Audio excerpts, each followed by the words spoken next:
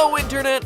Welcome to Keith Klive's Crazy Cool History Podcast. And that's Keith Klive, Crazy Cool and Cast with a K. Because this is history. For history lovers of all ages. I'd like to take a minute, just sit right there. I'll tell you all about World War II in the Pacific, which is today's topic. The way this works is, I choose a topic and some general questions, and then I invite experts from around the world to create and defend thesis statements concerning the topic. Looks like it's time for our first guest. He is here all the way from Russia as an expert on the causes of World War II in the Pacific. Здравствуйте, my comrade. Hello there, Artur. Welcome to my studio, also known as a dingy basement to my friends. Well, it's better than anything we have in Russia. Oh, well, that's a bit harsh. I'm sorry, but the sanctions the West have forced on my country have left us pretty destitute. Swiftly moving on, what is your thesis for the question, to what extent did economic causes and the desire for territorial expansion lead to a 20th century war? My thesis is that during the lead-up to World War II in the Pacific, by this I mean 1919 to 1937, which is when the Second Sino-Japanese War began. During the lead-up, while Japan's ultra-nationalist ideologies of superiority and the instability of China were important, it can clearly be deduced that Japan's economic troubles and their desire for territorial expansion to solve these were the main causes of Japan's World War II against the Allies. Ultranationalism was clearly prevalent in the 1920s and 30s, leading to the formation of ultranationalist societies such as the Black Dragon Society and the Cherry Blossom Society, which were instrumental in the Manchurian Crisis of 1931. Officers in these societies blocked the orders from Tokyo to halt the invasion of the Kwantung Army, leading to the invasion of Manchuria and the international crisis. At the same time, there was great instability in China, which could have invited invasion, so to speak, as it had been in civil war since 1927, as the nationalists attempted to wipe out the communists. Chiang Kai-shek did not even offer a defense when Japan entered Manchuria. Chiang Kai-shek assumed that the Japanese could wait until he had dealt with the communists, and only after being kidnapped by his own party did he change his mind in 1937, meaning that until 1937 that Japan had been given free rein in China. Yet, despite all of this, I believe that the main cause of World War II in the Pacific was Japanese economic troubles, which had been present since World War I, as the economic bubble had burst in the early 1920s when Europe returned to the markets Japan had filled during the war. Then in 1929 the Wall Street crash once again decimated Japan's economy, as Japan was dependent on world trade and nations were becoming more isolationist. Compelling evidence for this was the Smoot-Hawley Act of 1930 in the USA. It raised duties on Japan goods by 200%. Not only that, but there was a population boom occurring in the 1920s and 30s. Territorial expansion was seen as the solution. So, although ultranationalism acted as a catalyst for the war, and China's instability made it easier for Japan to invade, it was mainly Japan's economic issues which caused World War II in the Pacific. Precisely, my comrade. Thank you for paying such close attention to my presentation. I cannot say I always do the same when you come on my show, so I appreciate the effort on your part. Well, it was a pleasure. And now it looks like it's time for our next guests. On my left we have Hamish MacDonald. Hello there. And on my right we have Jasper Rothschild. Oh, hello there. Right, well, the question I have for you today reads, compare and contrast the role the environment played in the practices of a 20th century war and their success. And the way this works is Jasper and I will be presenting a shared thesis statement as we pooled our knowledge about the two separate battles. The Battle of Guadalcanal on the 7th August 1942 to the 9th of February 1943. And the Battle of Attu from the 11th to the 29th of May 1943. Now then, we'll give you a bit of background on the two battles and then give you our thesis for the question. Guadalcanal was important as it was a turning point in the war in which the Allies stopped losing ground and instead started gaining it. And the Battle of Attu, I feel, is a very interesting case, as it was one of the only battles fought on truly American soil for the whole war. So, here is our thesis. Overall, despite the climate in the battles of Attu and the battles of Guadalcanal being polar opposites, one of them was tundra and the other tropical jungle, the role the environment played in the practices of war in both cases were more similar than different, as they both hampered the use of equipment, the supplies, and led to great casualties on both sides due to malnutrition and disease. So, we are arguing that the role was very similar, but it is clear that the environments themselves were not similar at all. Oh yes, you see, Guadalcanal was dense, hot, humid, tropical jungle, like you would see in Tarzan.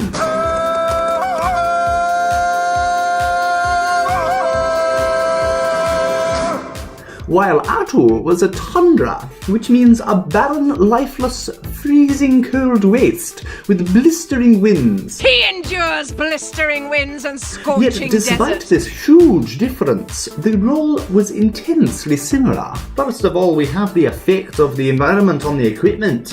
As in Guadalcanal, it was very difficult to transport it through the dense, viney jungle.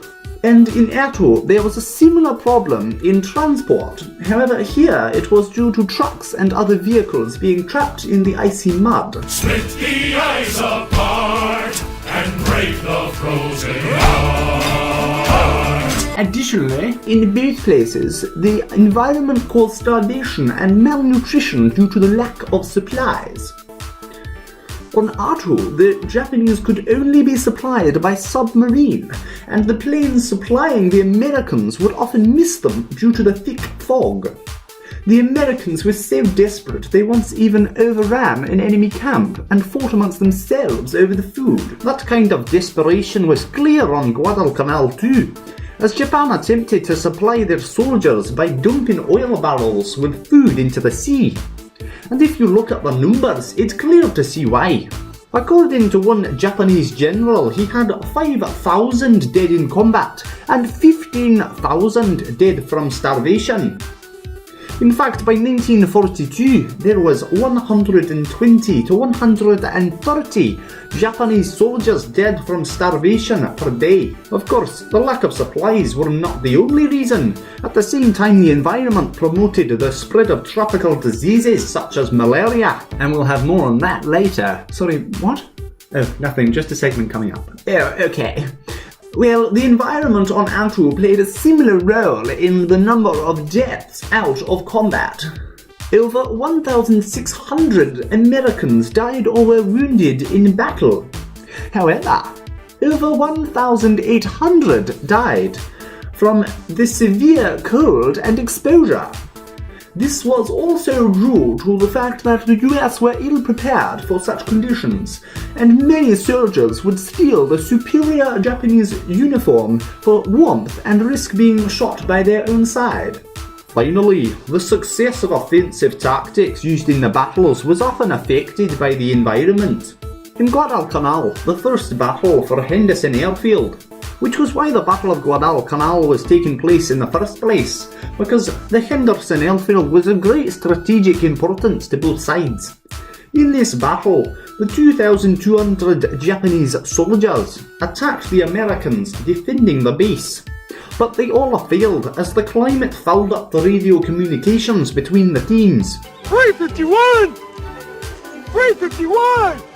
Rover, sit! Hut! Hut! The soldiers were exhausted from the humid march through the jungle. This success of defense on Attu was shown in how long the Japanese were able to hold out against the USA, and this was due to their strategy of hiding in holes for hours, completely still, and then sniping the Americans from behind. This meant that the Americans had to check every single hole and ditch. So overall, despite the climate difference, the differing length of the two battles and the number of troops involved, the role of the environment was remarkably similar in the use of equipment, the lack of supplies, and the success of tactics. Well, thank you for coming in. It was very informative. Oh, you are welcome.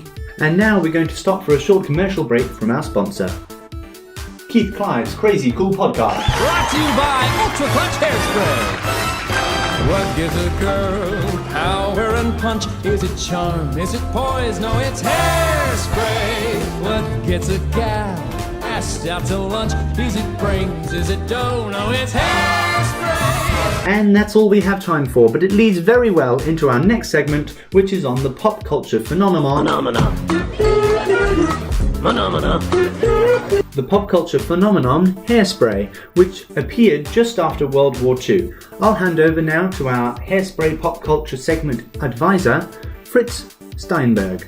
Now, I am not sure why he's asked me, a German and a little bit French person, to present this segment, considering Germans had nothing to do with this phenomenon. However, here I am. This segment is on the birth of the hairspray and the phenomenon and musicals that followed. Good morning, Baltimore.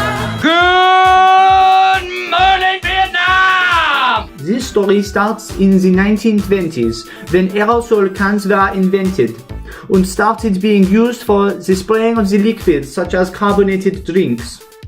Then in 1940, with war on the horizon, the US government funds research into ways insect repellent spray could be distributed to prevent malaria. Here, of course, they were anticipating their entrance into the Pacific theater and the tropical climate such as in Guadalcanal. From these funds, the researchers from the Department of Agriculture create a highly functional fluorocarbon liquefied gas pressured aerosol can for spraying the insect repellent, yeah? I hope you can see where this is going, because by 1948 the beauty industry has picked up the potential of wartime inventions, and Chase Products releases the first resin-based hair holder. Then in 1950 Helen Curtis coins the term hairspray, and we have the birth of the pop culture phenomenon hairspray. You're better off without me, mein Herr. Which in the 1950s becomes the best-selling beauty product, even outselling the lipstick and allowing the hairstyles of the age with bouffants, beehives, pin-up doos and pillbox hats. Thank you, Fritz. Thank you, Clive. And now on to our next guest, Todd Ewing, who will be answering the question, to what extent were psychological strategies more effective than conventional tactics in a 20th century war? Thank you, Jimmy. No, thank you, Keith. Now, my thesis is that the psychological strategies used by both the Axis and the Allies in World War II, that is 1939 to 45, were effective in their use of the resources they had available, such as limited troops, time, or sophisticated weaponry. However, they cannot be said to be more effective than conventional tactics, as it was consistently those tactics which secured victory. First of all, I'm going to start with a definition of conventional tactics. By this I mean well-defined sides, military against military, as they attempt to take down and disable the other side's military so that they cannot fight back. And this is using conventional weapons, meaning not chemical, biological, or nuclear. And when I say psychological tactics, I mean a weapon to influence the mind of the enemy. And here we have the two contrasting ideas, the conventional versus the psychological. Now I'm gonna go through a few events and show how my thesis holds up. First of all, we have the last cavalry charge of the United States Army. It was the very last warfare on horseback that the US military ever did. On the 16th of January 1942, the US military was attempting to hold the Philippines in Luzon. However, they were retreating. How can I keep leading when the people I'm leading keep retreating? The troops were retreating from the beaches back to Bataan because Japan was just too strong. They were able to use their amphibious landings to take down the beaches, and they were using the Air Force and the Navy at the same time in effective conventional tactics. This particular event happened around the village of Morang as the Japanese attempted to take it and the US were attempting to defend. It was here that Lieutenant Edwin Ramsey was sent out on a scouting mission with the G Troop of the 26th U.S. Cavalry, and that means on horseback. He was on a reconnaissance mission and he saw Japanese soldiers crossing the river trying to take the village. And he decided to charge on horseback, firing pistols just like in the Old West. This blast from the past spooked the Japanese soldiers into a retreat, and this allowed time for the infantry to arrive. Here was an effective use of the psychological tactics because Lieutenant Edwin Ramsey knew with the number of soldiers he had, he could not defend against that many Japanese soldiers. So he used psychological tactics and he got the upper hand. But in the end, they still lost the village of Morang to the superior Japanese forces, and they continued retreating to Bataan, eventually leading to the Bataan Death March, April 1942. Something interesting about Ramsey is that he went on to lead the guerrilla movement and resist against the Japanese occupation in the Philippines. The next event I have is the Doolittle Raid. The Doolittle Raid was named after the lieutenant colonel who organized it, Mr. Doolittle, and no, he was not a doctor, and his aim was to bomb the mainland of Japan. Now this was important because it was in April 1942, only months after Pearl Harbor, and he wanted to prove to the Japanese that the Allies were not defeated and make Japan question their leaders. In this way, it was a psychological tactic. He was able to carry out this raid effectively on April 1942 with the new B-25 bombers. These were planes with much further range, and they were able to fly from aircraft carriers 1,000 miles from Japan and then land in China after they had bombed Japan.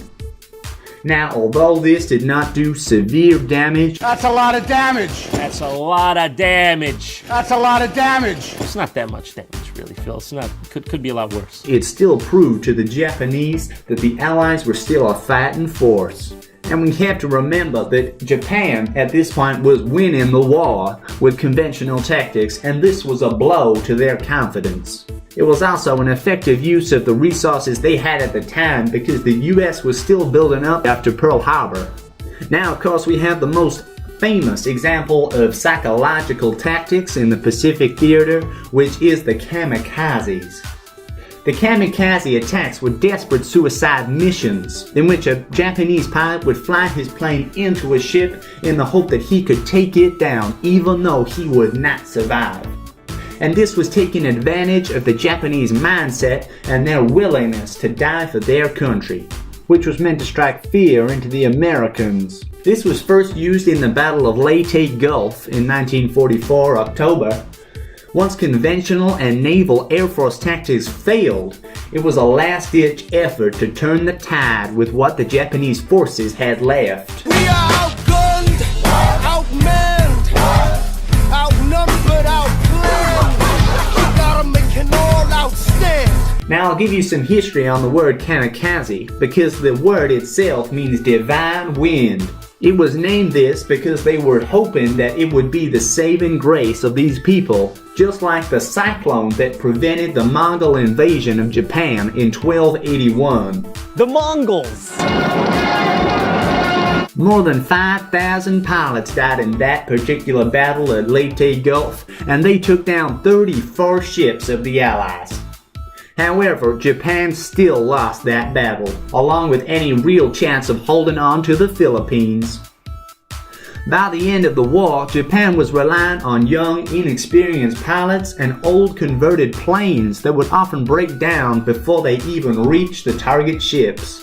More than 1,300 planes were used in kamikaze attacks by the end of the war, and they killed more than 3,000 Allied troops.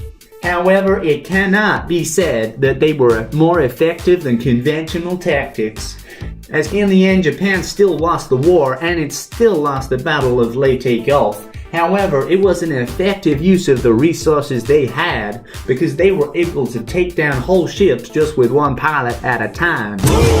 Of course, it wasn't much of a long-term plan considering that they could only use those pilots once. Conventional tactics proved an effective defense, with destroyers carrying anti-aircraft guns surrounding the target ships and shooting the planes down before they got too close. Which is why they were so desperate at the end of the war and were using young, inexperienced pilots. Overall, psychological tactics were effective with what they had. They had few troops, they had little air force, they had bad odds, but they were not more effective than conventional tactics, which won the war and in each case won victory. Thank you, Todd. And now let me welcome Charlie Williams to answer the question, to what extent has a 20th century war changed the role of minorities? Alright, my thesis is that overall, World War II significantly changed the role of minorities in the USA. This change was more positive than negative, as the time of need acted as a catalyst for civil rights movements and greater equality in the defence industries and the military, especially for women and African Americans. However, negative change was also present, as shown by the internment of the Japanese Americans. But either way, the change was definitely significant. Now, I'm going to give you a definition of a minority. Minority is a group of people who believe themselves to be objects of collective discrimination. Even if they're a large group, they can still be a minority. Now, the first example of this change was through the Tuskegee Airmen. African Americans in World War I weren't allowed to be pilots, but after a 20-year effort, Congress allocated funds for a special division in the Air Force for African American pilots. Now, Army officials did not believe that they had the skills or the intelligence. However, 400 men enlisted and they trained at the Tuskegee airfields and took courses at Tuskegee University. They had intense drive and they excelled at the higher education that they were previously barred from receiving. And this disproves many of the race-based policies in the military. In fact, their missions were among the most successful in the war. March of 1945, they destroyed 3 German fighter jets and damaged 5 more without losing any of their own planes to the enemy. After the war, they were known as some of the best pilots in the military. Of course, this was great for all the pilots who were trained, but what change did it make for the others? There was no immediate change, but it did lead to Truman signing the Executive Order 9981 in 1948, which ended segregation in the military. He signed this document because the Air Force was unable to hire the experienced black pilots due to segregationist policies, often leaving them with underqualified white squadrons. And that was a big change and victory for the civil rights movements. And I'm saying not only was that a great change, it was also positive. Next we have the women in the workforce. As the men moved off to be in the military, somebody had to come in and fill the jobs that were left behind, and that was the women. There were 3 main groups that started working in the defence industries. First of all, there's the women who were already working in low-paid jobs. In fact, in 1942, 600 laundries closed down as the workers moved to higher-paying, patriotic defence jobs. Next, there were the women who had already worked but had lost their jobs during the Great Depression. And finally, there were the shocking first-time workers from the middle classes who decided to join the war effort. Now, this was interesting because they weren't only encouraged to join defence, the government funding also encouraged them to join all sorts of industries and fill the jobs as well as men could. It really changed how women viewed themselves because they realised they could hold a job and support a family. Now, women make up a lot of the population, but they're still a minority because they were discriminated against. However, because of the war, in fact, the number of women never returned to pre-war levels. They continued to work after the war, which meant women had entered the workforce and that was their new role. Of course, the lower classes already knew this, but it was an awakening for the middle classes. Then, of course, we have Executive Order 8802. This was in June 25, 1941. Labour leader A. Philip Randolph, he threatens a mass march on Washington to protest discrimination in the defence industry and the armed forces because African Americans wanted to work, but they were being discriminated against. Then they said, we're going to march if you don't let us work. And then he signed this executive order, which meant that there was no discrimination in the defence industry. And he even set up a committee to make sure African Americans were able to hold their jobs in defence through the 1950s and did better economically than those who did not enter the industry. This means that for the people who entered defence, there was a positive change because there was less discrimination. In this way, the African American role in defence changed, and it was positive. However, this change was not as great as the change in the military, which the Tuskegee Airmen caused. Finally, we have a negative change. However, it was still a change. The Executive Order 9066 on February 19, 1942, 2 months after Pearl Harbor, President Franklin D. Roosevelt signs this executive order ordering all Japanese Americans to evacuate the West Coast. This order led to the relocation of approximately 120,000 people, many of whom were American citizens, and they were all relocated to one of 10 internment camps located across the country. They were completely cut off from society and forced into concentration camps. Interestingly, they were allowed to join the military, however, the civilians were still forced to stay in the camp. An interesting case is Fred Korematsu, who went before the Supreme Court in Korematsu versus the United States, but they upheld the internment, and this was based on nothing but their ancestry. There was no process in which they were tried. The last camp closed in 1946, however, this decision set a precedent for the future, and it has been widely denounced since then, but never overturned. This changed the role of minorities because, in a time of crisis, this gives the government the right to round up all of a minority and put them in a camp.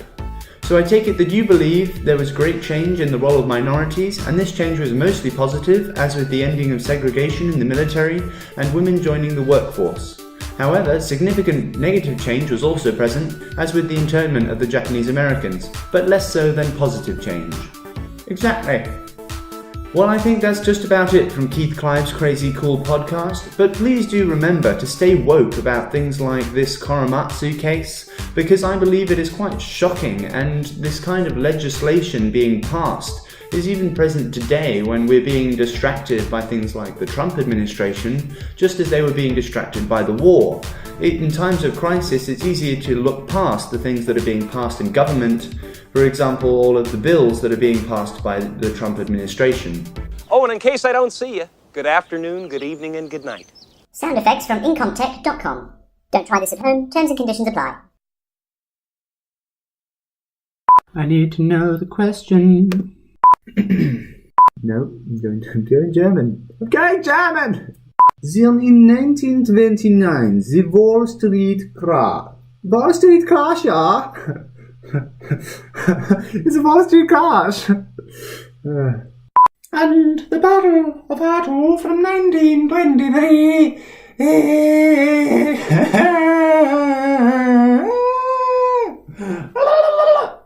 And that's all we have time for, but it leads very well into our next segment, which is on the pop culture phenomena. Phenomena. They fought amongst themselves. No, it's like this. It has, not like the Russian accent, or the Oscar-ish. It's more like this. It has that. Of course, this isn't important, and I probably won't put it in. However, they cannot. I repeat, cannot. Because they were outgunned, outmanned, outnumbered, outplanned. This is the American Army. Welcome to the USA. Now you do sound French. What? Now you do sound French. This is the Germans. Germans. This is the German accent. Yeah. Yeah. Give me dein poster. Does anybody have some chewing gum and the bicycle pump? From German. Give me dein poster. Yeah.